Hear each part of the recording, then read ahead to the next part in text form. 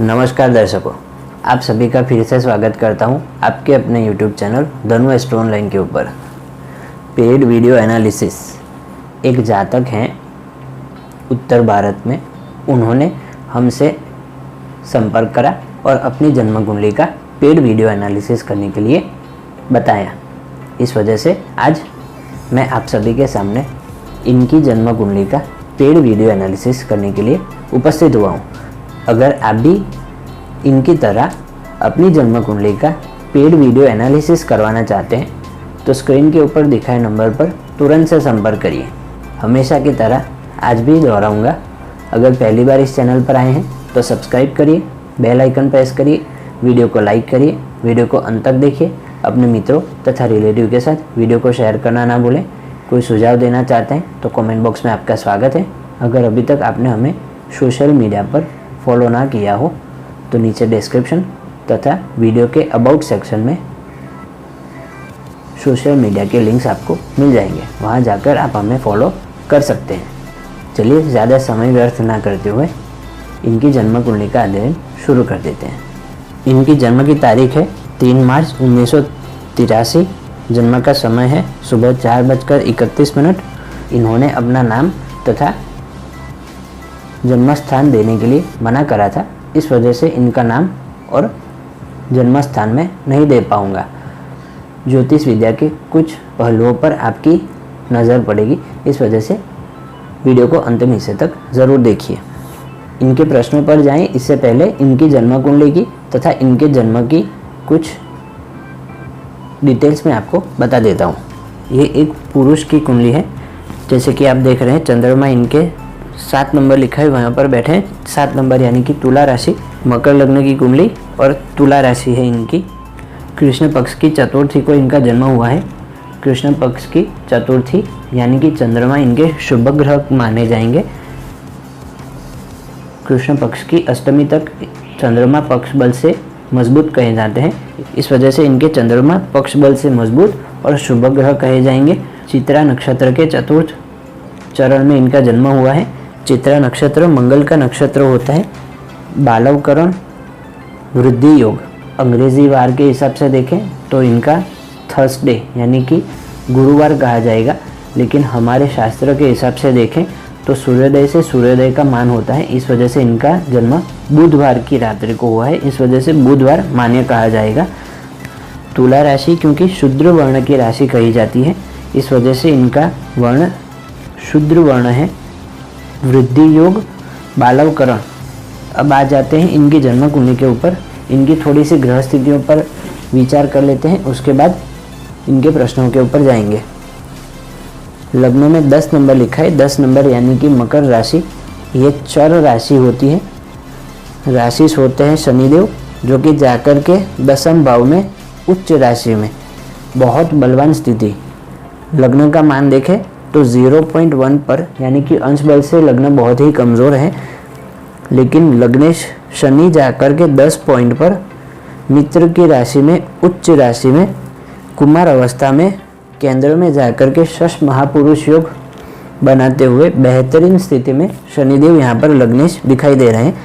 शनिदेव स्वाति नक्षत्र जो कि राहु का नक्षत्र होता है, राहु से दृष्ट होकर के बेहद बलवान स्थिति में यहाँ शनिदेव दिखाई दे रहे हैं। और वैसे भी शनिदेव को 10वें भाव में कारकत्व मिल जाता है, तो ये बेहतरीन स्थिति शनिदेव की यहाँ पर दिखाई दे रही है।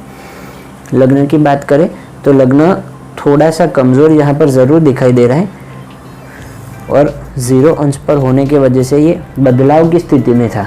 ये जातक का एक प्रश्न भी था कि 1 मिनट आगे पीछे करे तो मेरा धनु लग्न हो जाता है, और 4:31 जो इनका परफेक्ट टाइम है उस हिसाब से इनका मकर लग्न बन रहा है। जब भी सर बदलाव की स्थिति में आपका लग्न हो तो आने वाले लग्न का ही प्रभाव जातक के ऊपर दिखाई देता है।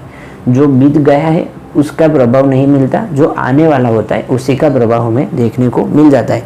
इस वजह से यहाँ अगर 0 की बजाय 29 होता और यहाँ पर 9 नंबर लिखा होता, फिर भी प्रभाव आपको मकर लग्न का ही मिलता।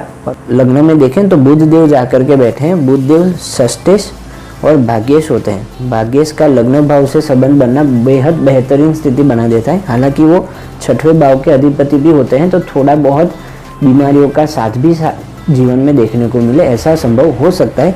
ये चिंता का विषय नहीं है। क्यों? क्योंकि 6वें भाव में बुध देव की सामान्य राशि है, मूल त्रिकोण राशि भाग्य भाव में जाकर के बनी है।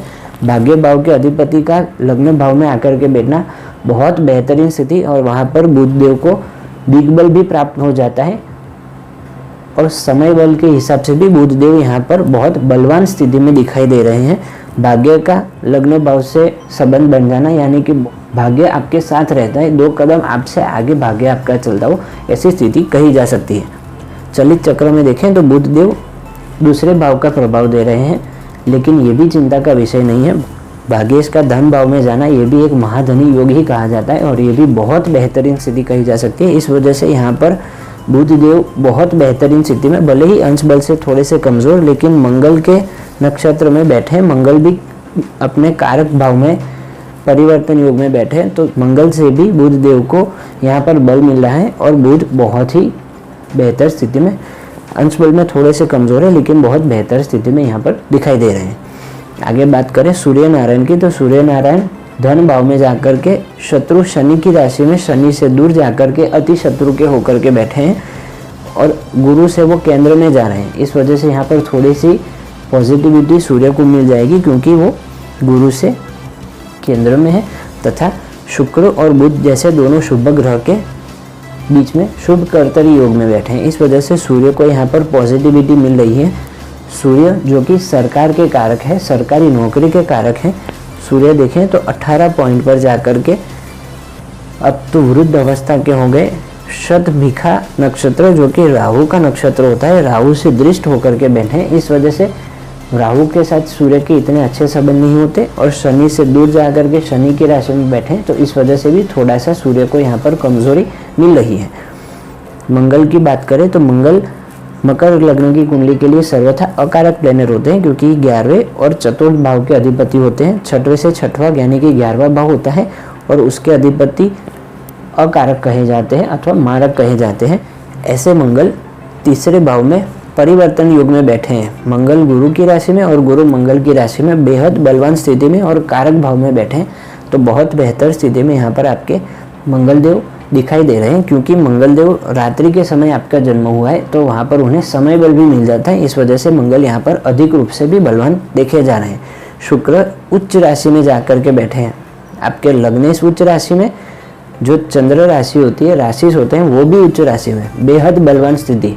कुंडली का ये 2 पक्ष इतने मजबूत हैं, इतने बेहतरीन हैं कि आपके लग्नेश भी मजबूत है, वो भी उच्च राशि में, और राशि भी उच्च राशि में, वो भी बहुत बेहतर स्थिति में। गुरु की राशि में गुरु से दृष्ट होकर के और भी पॉजिटिविटी शुक्र को मिल रही है, और बेहद बलवान स्थिति में यहाँ पर शुक्र देखे जा रहे हैं। पंचमेश का तीसरे भाव में जाना और दशमेश का कर्मेश का जाकर के तीसरे भाव में पराक्रम भाव में बैठना, ये सीधा सीधा एक ही इशारा कर रहा है, जितना आप कर्मों में पराक्रम करेंगे, जितनी आप मेहनत ज़्यादा करेंगे, जितना आप परिश्रम ज़्यादा करेंगे, उतना ही आपका कर्म खिलखिलाता हुआ दिखाई देगा। जितना आपका कर्म खिलखिलाता हुआ दिखाई देगा, उतना ही आपको धन लाभ मिलता रहेगा। क्योंकि आयस आकर के साथ में बैठे हैं, तो आपका जितना कर्म खिलेगा उतना ही आपका लाभ बढ़ता हुआ यहाँ पर दिखाई देगा। तो ये कुंडली की बहुत बेहतर स्थितियाँ यहाँ पर दिखाई दे रही हैं। राहु 6ठे भाव में जाकर के बैठे हैं। राहु देव 6वें भाव में कारक भी कहे जाते हैं और अति विशिष्ट कारक भी कहे जाते हैं, तो बलवान स्थिति में राहु भी दिखाई दे रहे हैं। मित्र की राशि बुध की राशि में, और कहीं ना कहीं कहें तो ये उच्च राशि में भी कहे जा सकते हैं, तो बहुत बेहतर स्थिति में यहाँ पर राहु देव भी दिखाई दे रहे हैं। सामने केतु जाकर के बैठे हैं, वो भी उच्च राशि में ही कहे जा सकते हैं, और 12वें भाव में केतु बैठे हों तो कहीं ना कहीं इसे मोक्ष योग कहा जाता है। हालांकि वो सारी चर्चाएं इतनी हवा पकड़ती है कि इसके ऊपर ज़्यादा समय ना लेते हुए आगे बढ़ते हैं। चंद्र और शनि का यहाँ पर युति संबंध बना है, जहाँ पर चंद्र देखें तो 5 पॉइंट पर चित्रा नक्षत्र में, मंगल के नक्षत्र में, और शनि देखें तो 10 पॉइंट पर स्वाति नक्षत्र राहु के नक्षत्र में। चंद्र और शनि की युति यहाँ पर विष दोष बना रही है, क्योंकि 5 पॉइंट पर चंद्र बैठे हैं और 10 पॉइंट पर शनि बैठे हैं, तो फासला बहुत ज़्यादा ना होने की वजह से यहाँ पर ये विष दोष आपको जीवन में परेशान करे ऐसी स्थिति बन सकती है। क्योंकि तुला राशि के ऊपर फिलहाल 2021-2022 में ऐसी कोई 7.5 या ढैया का समय तो नहीं है, लेकिन पिछला दशक आपका बहुत ही मानसिक रूप से डिस्टर्ब आप रहे होंगे। मानसिक रूप से आपकी अस्वस्थता वहाँ पर देखी गई होगी, क्योंकि शनि और चंद्र की युति, और वो भी शनिदेव उच्च राशि में होकर के बहुत बलवान स्थिति में चंद्रमा को अपनी लपेट में लिया हुआ है। इस वजह से जब भी 7.5 या ढैया आती होगी तब आपको मानसिक रूप से और भी ज़्यादा परेशान यहाँ पर चंद्र शनि की युति करती होगी, ऐसा संभव हो सकता है। ज़्यादा चिंता करने की कोई आवश्यकता नहीं जब भी मानसिक स्थिति में उतार चढ़ाव देखने को मिले, क्योंकि शनि के साथ भी चंद्र बैठे हैं और राहु की दृष्टि भी उनके ऊपर जा रही है। इस वजह से थोड़े से कमज़ोर यहाँ पर आपके चंद्रमा दिखाई दे रहे हैं। जब भी मानसिक स्थिति में अस्वस्थता देखने को मिले तब भोलेनाथ की हो सके उतनी ज़्यादा आराधना करिएगा और हनुमान जी की हो सके उतनी ज़्यादा आराधना करिएगा। ये दोनों उपाय करने से आपके शनिदेव का दुष्प्रभाव हटेगा और चंद्रमा का बल और भी बढ़ेगा। वैसे भी चंद्रमा यहाँ पर रात्रि का जन्म है, इस वजह से समय बल से भी मजबूत है और पक्ष बल से भी मजबूत है। तो चंद्रमा की स्थिति खराब नहीं है, लेकिन शनि और राहु के साथ संबंध बनने की वजह से थोड़ी सी यहाँ पर चंद्रमा को नेगेटिविटी मिल रही है। शिव मंदिर जाएं अथवा शिव जी की आराधना करेंगे, उससे चंद्र का बल बढ़ेगा और आपकी मानसिक स्थिति अगर कहीं पर भी डिस्टर्ब होती है तो उसमें सुधार आता हुआ आपको देखने को मिल जाएगा। थोड़ी सी और ग्रहों की चर्चा कर लेते हैं। लग्न देखें तो पॉइंट 1 पर बैठा है उत्तराषाढ़ नक्षत्र, जो कि सूर्य का नक्षत्र होता है। सूर्य देखें तो 18.11 अंश बल में। शतभिषा नक्षत्र में, शतभिषा नक्षत्र जो कि राहु का नक्षत्र होता है। चंद्रमा देखें तो 5 अंश पर चित्रा नक्षत्र, जो कि मंगल का नक्षत्र होता है। मित्र के नक्षत्र में जाकर के मित्र से दृष्ट होकर के बैठे हैं। बुध देखें तो 29 अंश पर धनिष्ठा नक्षत्र, जो कि मंगल का नक्षत्र होता है। मंगल वैसे भी बहुत बलवान है और बुध को यहाँ पर और ज़्यादा नक्षत्र से भी बल मिला है, मंगल के नक्षत्र से। गुरु देखें तो 16 पॉइंट पर युवा अवस्था में अनुराधा नक्षत्र, जो कि लग्नेश का नक्षत्र होता है, शनिदेव के नक्षत्र में बैठे हैं। शुक्र भी 16 पॉइंट पर उत्तरा भाद्रपद नक्षत्र, जो कि शनि का नक्षत्र होता है। शनि उच्च राशि में और शुक्र शनि के ही नक्षत्र में जाकर के बैठे होने की वजह से यहाँ पर शुक्र भी बहुत बेहतर स्थिति में, बेहद बलवान स्थिति में दिखाई दे रहे हैं। शनि देखें तो 10 पॉइंट पर स्वाति नक्षत्र, जो कि राहु का नक्षत्र होता है। राहु देखें तो 7 पॉइंट पर आद्रा नक्षत्र, जो कि खुद का नक्षत्र होता है। स्व नक्षत्र में राहु बैठे हैं। केतु देखें तो 7 पॉइंट पर मूल नक्षत्र, जो कि खुद का नक्षत्र होता है। तो राहु केतु भी यहाँ बेहद बलवान स्थिति में दिखाई दे रहे हैं। अंश बल में भले ही कमजोर हो, लेकिन उनको खुद के नक्षत्र का बहुत बल मिला है। इस वजह से सारे ही प्लेनेट आपकी मकर लग्न की कुंडली के लिए जो योग कारक प्लैनेट्स होते हैं वो सारे ही आपकी जन्म कुंडली में बेहद बलवान स्थिति में बैठे हैं। सर, लग्नेश का उच्च राशि में होना और राशि का भी उच्च राशि में होना, योग कारक प्लैनेट राहु केतु भी उच्च राशि में होना, कहीं ना कहीं ये आपकी बेहद बलवान कुंडली बना रहे। कहीं से भी आपकी कुंडली में कमजोरी नहीं दिखाई दे रही, बहुत बलवान आपकी जन्म कुंडली यहाँ पर दिखाई दे रही है। शनिदेव देखें तो वक्र अवस्था में बैठे हैं, लेकिन वक्र अवस्था का यहाँ पर उन्हें दोष नहीं लगेगा, क्योंकि उच्च राशि में शश महापुरुष योग लगाए बैठे हैं, तो बेहद बलवान स्थिति में बैठे हैं। गुरु और मंगल का भी यहाँ पर नवम पंचम का योग बहुत बेहतर कहा जा सकता है। ये कोई सामान्य कुंडली नहीं है सर। यहाँ पर जितने भी योग कारक प्लैनेट हैं सारे के सारे उच्च राशि में अथवा बहुत बलवान स्थिति में देखे जा रहे हैं, एक बुध को छोड़कर। बाकी सभी बहुत बेहतर स्थिति में है। इस वजह से कुंडली आपकी खराब नहीं, कुंडली की स्थिति बहुत बेहतर है। आप इस कुंडली का बहुत बेहतर लाभ ले सकते हैं। भाग्येश का लग्न भाव से संबंध बनना ये कोई आम बात नहीं होती सर। लग्नेश का उच्च राशि में होना ये भी कोई आम बात नहीं होती। कर्मेश का उच्च राशि में होना ये भी कोई आम बात नहीं होती।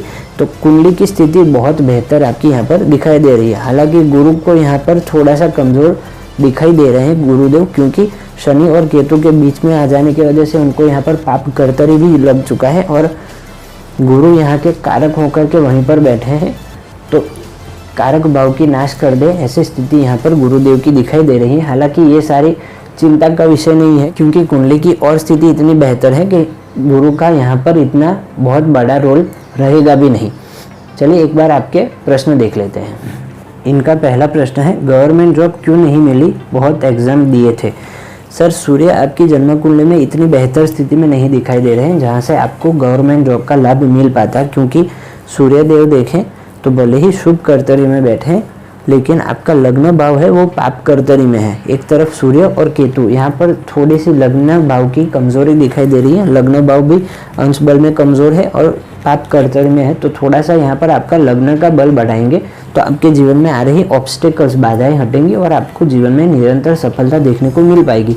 गवर्नमेंट जॉब इसलिए नहीं लगी सर क्योंकि सूर्य नारायण शत्रु की राशि में शत्रु से दूर जाकर के बहुत कमजोर स्थिति में राहु से दृष्ट होकर के देखें तो राहु के ही नक्षत्र में बैठे हैं, तो राहु के साथ उनके इतने अच्छे व्यवहार नहीं होते। इस वजह से यहाँ पर सूर्य नारायण की स्थिति इतनी बेहतरीन नहीं थी।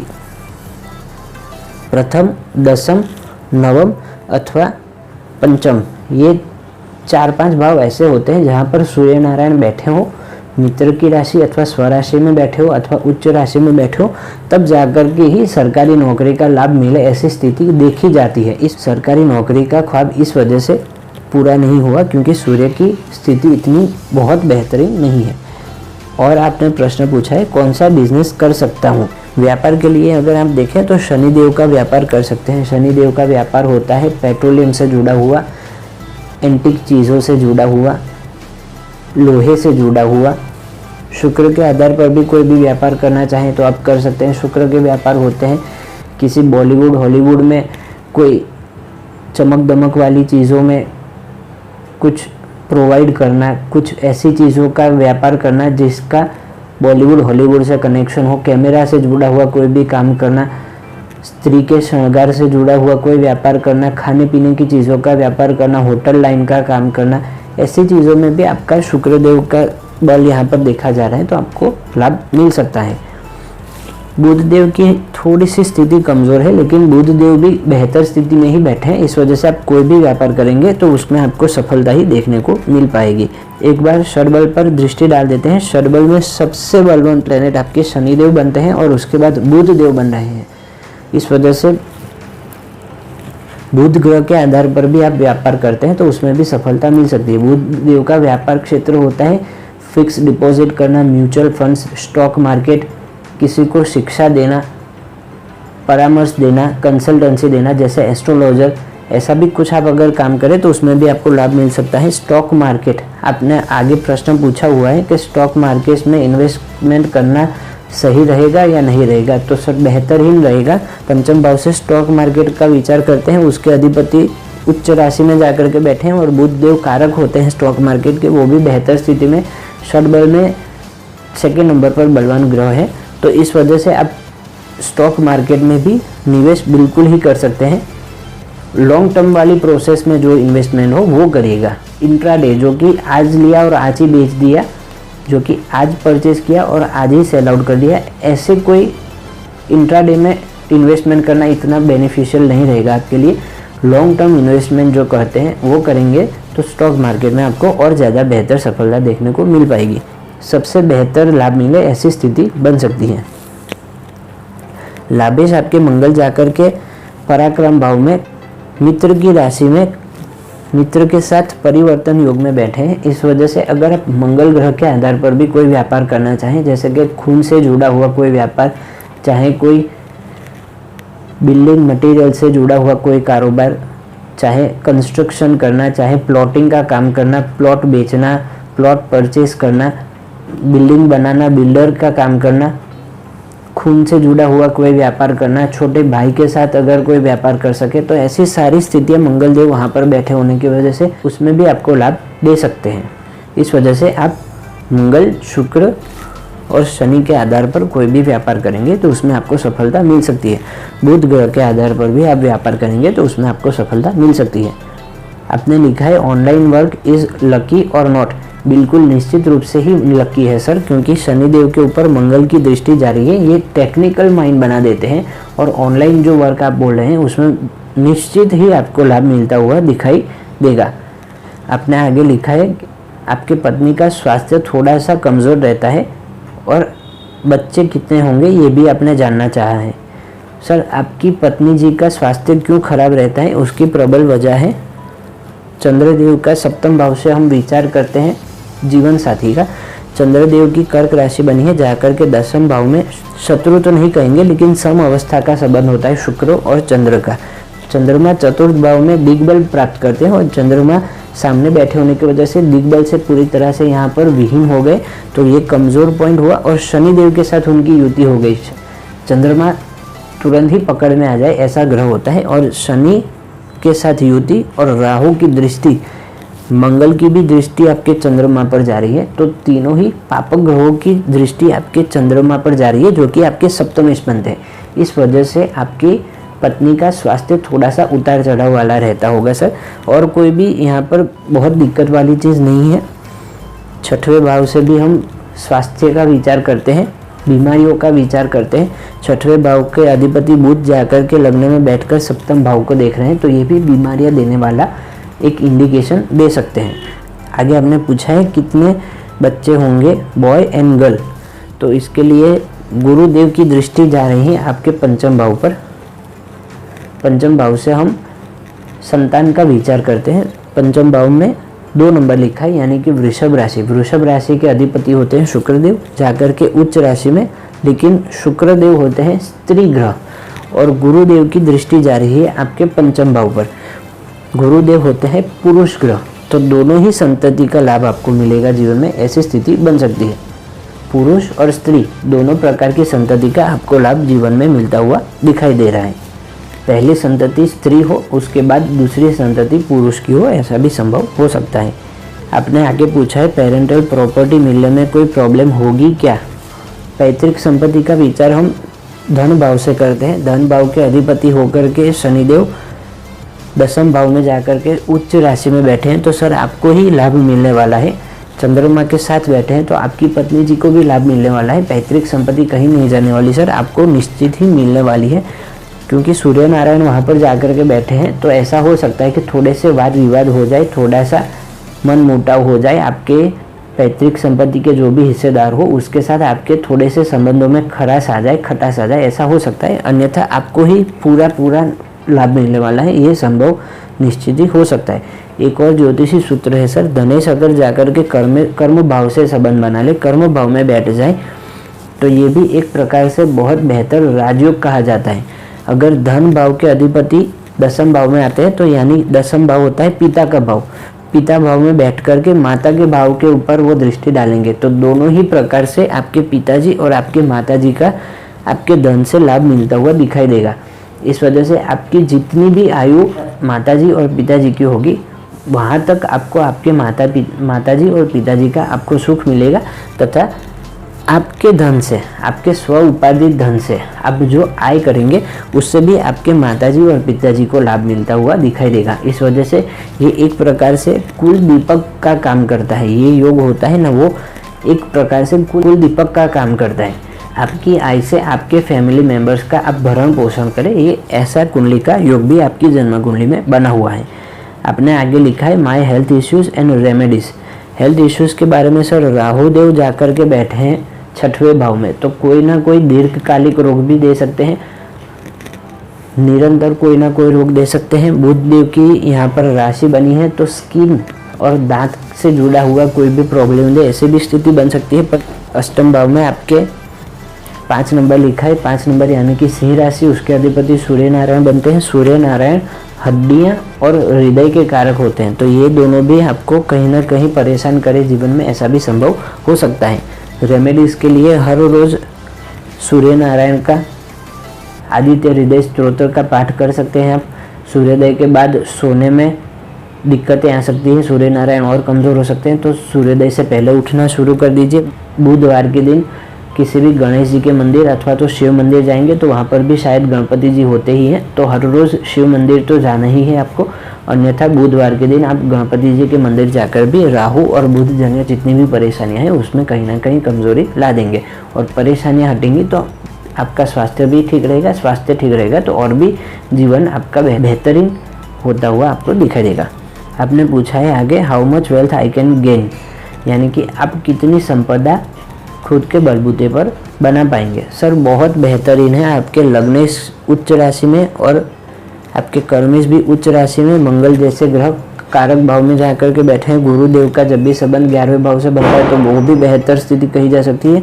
वेल्थ का तो कोई इश्यू मुझे नहीं दिखाई दे रहा है सर। खर्चे पर भी इतना कोई ज़्यादा दिक्कतों वाली चीज़ नहीं है। खर्चा भी आप करेंगे, आय भी बढ़ाएंगे, आय बढ़ती रहेगी तो खर्चा भी होगा। ये सारे ही एक दूसरे के कड़ी के जैसे काम करते हैं। भले ही खर्चा हो लेकिन आय वृद्धि भी हमेशा ही होती रहेगी। मंगल देव की दृष्टि आपके 6वें भाव पर जा रही है। इस वजह से कभी भी किसी को भी ऋण देना नहीं है। अगर आप कोई खुद की प्रॉपर्टी खड़ी करना चाहें, कोई संपत्ति खुद के बलबूते पर खड़ी करना चाहें तो आप लोन लेकर के, बैंक की लोन होती है या कोई भी प्राइवेट लोन होती है, उससे आप खड़ी कर सकते हैं, लेकिन कभी भी ऋण देना नहीं है। ये हमेशा ही याद रखिएगा। अन्यथा आपने जिसको ऋण दिया उसके साथ आपके रिलेशन भी खराब हो जाएंगे, क्योंकि वहाँ पर राहु देव बैठे हैं और ऋण जो भी दिया है वो वापस भी नहीं आएगा, चला जाएगा। इस वजह से कभी भी किसी को ऋण देना नहीं है। भले ही आप खुद के विकास के लिए कितना भी ऋण ले, आपकी चुकता करने की कैपेसिटी के हिसाब से तो आप वो चुकता कर पाएंगे। ऋण से बर्बाद हो जाए ऐसी कोई भी स्थिति यहाँ पर नहीं दिखाई दे रही। आगे आपने पूछा है क्या सरपंच या पॉलिटिशियन बन सकता हूँ। सर, सरपंच या पॉलिटिशियन के तो इतने बेहतर योग नहीं दिखाई दे रहे हैं। भले ही शनिदेव कर्म भाव में उच्च राशि में जाकर के बैठे हैं, कर्मेश यहाँ पर भी उच्च राशि में जाकर के बैठे हैं, यहाँ से हम सरकार का विचार भी करते हैं, लेकिन फिर भी मैं पॉलिटिशियन या सरपंच ऐसी कोई स्थिति यहाँ पर देख नहीं रहा हूँ। हालांकि ऐसा हो सकता है कि शनिदेव या शुक्र की महादशा अंतरदशा आ जाए, उसमें आपको थोड़ा सा क्षणिक लाभ मिल जाए, लेकिन पूरा जीवन आपका पॉलिटिक्स में ही बीते ऐसा तो मुझे यहाँ पर योग नहीं दिखाई दे रहा। क्योंकि अगर 10वें भाव में सूर्य अथवा राहु जैसे प्लेनेट बैठे होते हो तो ये कह सकते हैं कि आपका पॉलिटिक्स में जीवन देखने को मिल पाएगा। अन्यथा ऐसा क्षणिक लाभ मिल सकता है कि आप किसी महादशा अंतरदशा में थोड़ा सा लाभ ले लें, बाकी अन्यथा पूरा जीवन पॉलिटिक्स में अथवा सरपंच की कोई होद्दे पर ही बैठेंगे ऐसा तो मुझे यहाँ पर योग नहीं दिखाई दे रहा, क्योंकि सूर्य नारायण यहाँ पर थोड़े से कमज़ोर है। अब बात कर लेते हैं थोड़ी सी आपकी महादशा के ऊपर। शनि देव की महादशा में फिलहाल आप हैं और उसमें भी अंतर देखें तो बुध देव का अंतर चल रहा है। लग्नेश की महादशा में भाग्येश का अंतर, बेहद बलवान दोनों ही प्लैनेट्स बैठे हैं, तो बहुत बेहतर स्थिति यहाँ पर आपकी जन्म कुंडली की महादशा भी दिखाई दे रही है, अंतरदशा भी दिखाई दे रही है। इस वजह से 26 जुलाई 2036 तक आपके पास शनि देव की महादशा है, जो कि शश महापुरुष योग लगाए केंद्र में जाकर के बेहद बलवान स्थिति में बैठे हैं। सर, 2036 तक का जो भी आपके पास समय है उसका पूरा लाभ ले लीजिए, जितना हो सके उतना ज़्यादा लाभ ले लीजिए। ये समय आपके जीवन का गोल्डन पीरियड जिसे कहते हैं वो शुरू हो चुका है। सर, जितना भी ये इस पीरियड का आप लाभ ले सके वो ले लीजिएगा। शनि की महादशा सर्व सुख देने के लिए आई है, इस वजह से उसका हो सके उतना ज़्यादा लाभ ले लीजिए। आपके साथ बातचीत हुई थी मेरी, तब मैंने आपको 3-4 प्रश्न पूछे थे, क्योंकि आप सरकारी नौकरी में जाना चाहते थे और नहीं जा पाए। इस वजह से आपको और जितने ये दर्शक वीडियो देख रहे हैं उन सभी को मैं बताना चाहूँगा, जब भी सूर्य नारायण लग्न भाव से, लग्नेश से अथवा धन भाव से अथवा धनेश से संबंध बनाते हो तो हमेशा ही याद रखिएगा कि कभी भी नॉनवेज नहीं खाना चाहिए, कभी भी कोई भी नशा नहीं करना चाहिए, क्योंकि नशा करने से, नॉनवेज खाने से सबसे ज़्यादा खराब होने वाला प्लेनेट होता है सूर्य और चंद्र। भले ही यहाँ मकर लग्न की कुंडली की बात हो रही है, मगर मकर लग्न की कुंडली के लिए चंद्र और सूर्य दोनों ही सर्वथा अकारक प्लेनेट है। अष्टम और सप्तम भाव के अधिपति दोनों ही मारक प्लेनेट्स है, लेकिन सूर्य और चंद्र दोनों ही ऐसे प्लेनेट हैं कि भले ही अकारक हो लेकिन सबसे ज़्यादा आवश्यकता ये दो प्लैनेट्स की ही होती है, क्योंकि माता और पिता दोनों का ही कारकत्व सूर्य और चंद्र को मिला है। माता और पिता नहीं होंगे तो हमारा जीवन ही संभव नहीं है, हमारा उपद्रव ही संभव नहीं है। तो सबसे पहले ये दोनों ही बात हो गई सूर्य चंद्र की। और सूर्य होता है आत्मविश्वास का कारक, आत्मा का कारक। चंद्र होता है मानसिकता का कारक, मन का कारक। अगर ये चीज़ें आपके साथ नहीं रहेंगी तो कैसे आप जीवन में कुछ भी नहीं कर पाएंगे, आपका उपद्रव ही संभव नहीं है, तो आगे जीवन का विचार भी कैसे करें।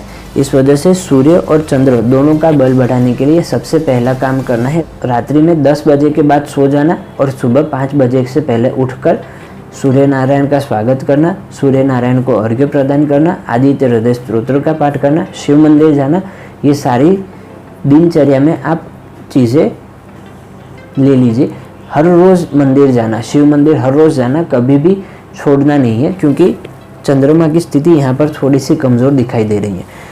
छठवें भाव के अधिपति की दृष्टि भी है और शनिदेव की भी दृष्टि आपके सप्तम भाव पर है, तो कहीं ना कहीं ये थोड़ा सा कमज़ोर आपका वैवाहिक जीवन भी ना कर दे, इस वजह से आपको शिव मंदिर तो हर रोज़ जाना ही चाहिए। गुरु की दृष्टि आपके सप्तम भाव पर जा रही है, ये एक उच्च दृष्टि है, तो ये आपके लिए प्लस पॉइंट है कि आपका विवाह विच्छेद नहीं होगा, लेकिन थोड़े से मनमुटाव, थोड़े से झगड़े, ऐसी सारी स्थितियाँ बन रही हो अगर जीवन साथी के साथ, तो शिव मंदिर हर रोज़ जाना शुरू कर दीजिए। हनुमान जी की हो सके उतनी ज़्यादा आराधना करिएगा,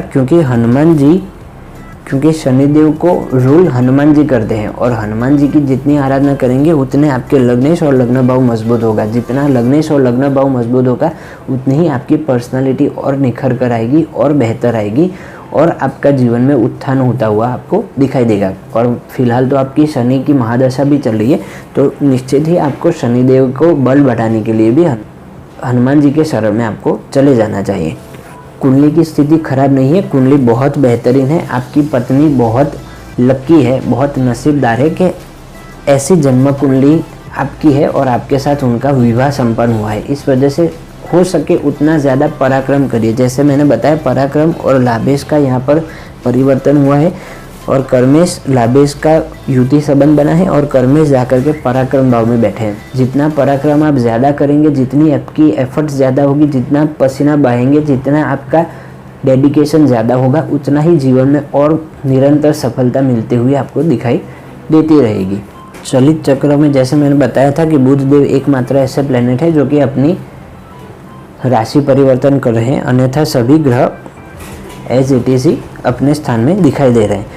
नवमांश कुंडली की बात करें तो वहाँ पर भी मकर लग्न की कुंडली है। मकर लग्न का जन्म कुंडली भी मकर लग्न की और नवमांश कुंडली भी मकर लग्न की, ये दोनों ही कुंडली वर्गोत्तम कुंडली कही जा सकती है। जितना शश महापुरुष योग का इम्पोर्टेंस है, उतना ही वर्गोत्तम कुंडली का यहाँ पर इम्पोर्टेंस कहा जा सकता है। इस वजह से आपकी बेहद बलवान कुंडली यहाँ पर दिखाई दे रही है। नवमांश कुंडली में जाकर के देखें तो बुध स्व राशि का फल दे रहे हैं, उच्च राशि का फल दे रहे हैं, तो इसी वजह से अगर आप किसी व्यापार में जाते हैं तो व्यापार में आपको निरंतर सफलता देखने को मिल पाएगी। नवमांश कुंडली से जहाँ से हम वैवाहिक सुख का विचार करते हैं, जीवन साथी का विचार करते हैं, विवाह का विचार करते हैं, वहाँ पर सप्तम भाव जहाँ से जीवन साथी का वैवाहिक जीवन का विचार करते हैं, उसके अधिपति नीच राशि में जा रहे हैं। भले ही मंगल केंद्र में आकर के उनका नीच भंग कर रहे हैं, लेकिन प्रथम दृष्टि में तो चंद्रमा नीच राशि में ही दिखाई दे रहे हैं। इस वजह से हमेशा ही निरंतर ऐसे प्रयत्न करते रहिएगा कि आपके विवाह विच्छेद की ओर स्थितियाँ ना बढ़े। बैलेंस हमेशा ही ऐसा बनाए रखेगा जिससे कभी भी जीवन में विवाह विच्छेद की नौबत ना आए, क्योंकि आपकी जन्म कुंडली में भी सूर्य नारायण धन भाव में जाकर के बैठे हैं। धन भाव यहाँ से हम वाणी का भी विचार करते हैं, और सूर्य नारायण को घमंडी कहा गया है। सूर्य नारायण को अति बलवान, अग्रेसिव जिसे कहते हैं, अग्नि तत्वीय ग्रह कहते हैं। इस वजह से हमेशा ही अपनी वाणी पर कंट्रोल रखिएगा। कड़वी वाणी का उपयोग हो सके उतना कम करिएगा, क्योंकि जितना कड़वी वाणी का उपयोग करेंगे, जितना आप दूसरों को नीचा दिखाने की कोशिश करेंगे, उतना ही सूर्य नेगेटिव प्रभाव देता रहेगा, और जितना सूर्य का नेगेटिव प्रभाव आएगा जीवन में, उतना ही आपको कठिनाइयों का सामना करना पड़ता रहेगा। इस वजह से हमेशा ही जो है वो सच बोलिए, जितनी मात्रा में चाहिए उतना ही बोलिए, उससे अधिक नहीं बोलिए, और कड़वा वचन तो कभी भी नहीं बोलिएगा। अन्यथा मैंने जैसे बताया कि आपके जीवन साथी के साथ भी थोड़ी सी कठिनाइयों को सामना करना पड़े, आपको ऐसा स्थिति बन सकती है। कुंडली मिलान की अगर बात करें तो वहाँ पर योनि और गण में थोड़े से पॉइंट कट रहे हैं, बाकी 36 में से 28 गुणांक मिल रहे हैं, तो ये भी बहुत बेहतरीन है। कुंडली मिलान भी बेहतर यहाँ पर दिखाई दे रहा है। मंगल की भी ऐसी कोई स्थिति नहीं है कि आपको मांगलिक दोष बनाए। आपकी पत्नी जी की कुंडली में भी ऐसे कोई मांगलिक दोष वगैरह की स्थिति नहीं है, इस वजह से और कोई परेशानी नहीं है। आपकी पत्नी की कुंडली वृषभ लग्न की बनती है, और यहाँ पर शुक्र उच्च राशि में जाकर के बैठे हैं। लग्नेश उच्च राशि में आपकी पत्नी जी की कुंडली में भी दिखाई दे रहे हैं, तो ये भी बहुत ही बेहतर स्थिति यहाँ पर दिखाई दे रही है। अच्छा, एक कमाल की बात ये भी है कि शुक्र जब भी बलवान हो जाते हो, अधिक रूप से बलवान हो जाते हो, उच्च राशि में हो जाए अथवा स्वराशि में हो जाए अथवा उनके साथ मंगल, राहु, केतु जैसे ग्रहों का प्रभाव ज़्यादा बढ़ जाए, शनि से दृष्ट हो जाए, तब कहीं ना कहीं कभी ना कभी थोड़ा सा चारित्रिक पतनता भी आ जाती है। चारित्र पर हमेशा ही संदेह रहता है ऐसे जातकों का जिसकी जन्म कुंडली में शुक्र अत्यधिक बलवान परिस्थिति में दिखाई देते हो।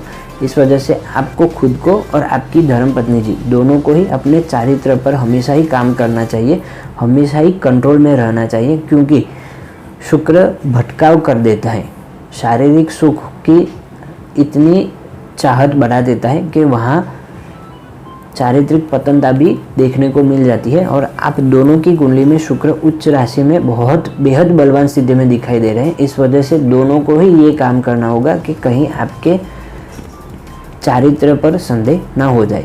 एक बार आपके D10 चार्ट पर भी दृष्टि डाल देते हैं। D10 चार्ट में देखें तो शनिदेव स्वराशि का फल दे रहे हैं और गुरुदेव भी स्वराशि का फल दे रहे हैं। चंद्रमा वहाँ पर दशमांश कुंडली में भी नीच राशि में दिखाई दे रहे हैं। हालांकि चंद्रमा का वहाँ नीच राशि में होना इतना ज़्यादा परेशानी का विषय नहीं होगा, लेकिन शनिदेव क्योंकि वहाँ पर भी स्वराशि में जाकर के दिखाई दे रहे हैं और बुध देव भी स्वराशि के दिखाई दे रहे हैं, इस वजह से मैंने आपको जो सलाह दी थी कि बुध ग्रह, शुक्र और शनि ग्रह के आधार पर व्यापार करेंगे तो आपको और सफलता देखने को मिलेगी। इस वजह से मैंने जो भी इसी वीडियो में पहले बताए उनमें से कोई भी व्यापार क्षेत्र का चुनाव करके आप व्यापार की ओर आगे बढ़ेंगे तो आपको बेहतर लाभ दिखता हुआ दिखाई देगा। आपसे बातचीत हुई थी तब आपने ऐसा भी बताया था कि पिछले कोरोना काल से ही आप अनएम्प्लॉयड है, क्योंकि घर बैठे हैं, तो ये भी एक दिक्कत वाली ही स्थिति कही जा सकती है। लेकिन चिंता करने की कोई ज़्यादा ज़रूरत नहीं है। अगर किसी प्राइवेट सेक्टर में भी आप नौकरी ढूंढेंगे तो तुरंत ही आपको मिल जाएंगी। अगर आप व्यापार की ओर रुख बढ़ाना चाहते हैं, व्यापार की ओर बढ़ना चाहते हैं, तो उसमें भी आपको सफलता मिलेगी। स्टॉक मार्केट में इन्वेस्टमेंट करना हो तो लॉन्ग प्रोसेस वाला इन्वेस्टमेंट जो भी हो उसमें आप इन्वेस्टमेंट करके वहाँ से भी लाभ प्राप्त कर सकते हैं। लाभेश आपके जाकर के मित्र की राशि में परिवर्तन योग में है तो लाभ भी कहीं पर रुकता हुआ नहीं दिखाई दे रहा। कुंडली आपकी बेहद बलवान, बेहद मजबूत स्थिति में दिखाई दे रही है। एक ही नेगेटिव पॉइंट है कि चंद्र और शनि की यहाँ युति बनी है जहाँ विष दोष पैदा कर देती है। आपका मन आपके साथ ना रहता हो, मन में बेचैनी रहती हो, डिप्रेशन, एंजाइटी, मन का अस्वस्थ रहना, मानसिकता में कहीं ना कहीं अस्वस्थता देखना, ये सारी स्थितियाँ देखी जा सकती है चंद्र और शनि की युति की वजह से। निराश होने की कोई आवश्यकता नहीं है। जितना हो सके उतना शिव मंदिर जाया करिए, शिव जी की आराधना करिए, पूर्णिमा का हो सके तो उपवास करिए, फास्ट करिए, इससे भी चंद्रमा का और बल बढ़ेगा। और चंद्रमा का बल बढ़ेगा तो शनि का दुष्प्रभाव वैसे भी कम होगा और हनुमान जी की आराधना करेंगे तो उससे भी शनिदेव का दुष्प्रभाव हटेगा और जीवन में विष दोष से आ रही परेशानियां धीरे धीरे हटती हुई जीवन में दिखाई देगी।